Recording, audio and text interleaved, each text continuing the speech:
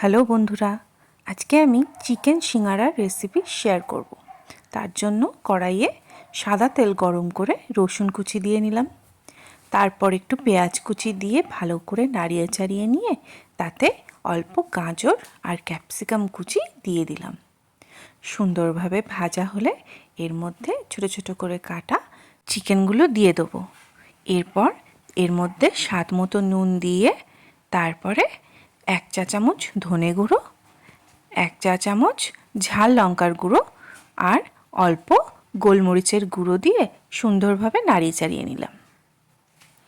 এরপরে 1 চামচ tomato ketchup দিয়ে আর অল্প লেবুর রস দিয়ে ভালো করে নাড়িয়ে নিলেই তৈরি হয়ে যাবে চিকেন সিঙ্গারার পুরটা। এবার ময়দাটা মাখবো।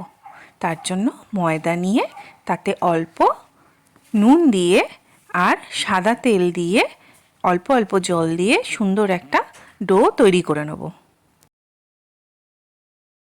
আমাদের ময়দা মাখা কমপ্লিট।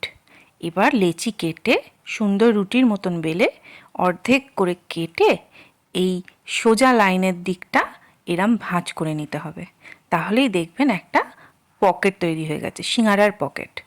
এবার এর মধ্যে মাংসর পুরটা দিয়ে অল্প চিজ অ্যাড করলাম। তারপরে এই যেই গোলাকার দিকটা আছে ওটা এরকমভাবে আস্তে আস্তে একটা ফোল্ড করে ভাঁজ দিয়ে নিলেই তৈরি হয়ে যাবে সিঙ্গারার আকারটা। দেখুন, আমি আবারও আপনাদের করে দেখাচ্ছি। এই যে সোজা স্ট্রেট লাইনটা দেখছেন ওই দিকটাই ফোল্ড করে সিঙ্গারার পকেট তৈরি করে নিলাম। তারপরে এর মধ্যে মাংসের পুরটা দিয়ে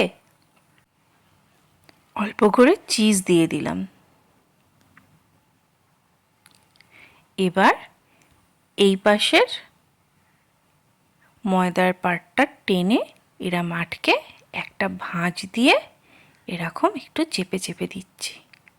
দেখতে পাচ্ছেন কত সুন্দর সিঙ্গারার শেপটা তৈরি হয়ে যাচ্ছে। এইভাবেই বাকিগুলো গড়ে নিলাম। কড়াইয়ে সাদা তেল দিয়ে হালকা গরম হতেই সিঙ্গারাগুলো দিয়ে দিলাম। একদম শিম আঁচ করে দেবেন। এই সিঙ্গারা কিন্তু পুরোটাই শিম আঁচ করেই ভাজবেন।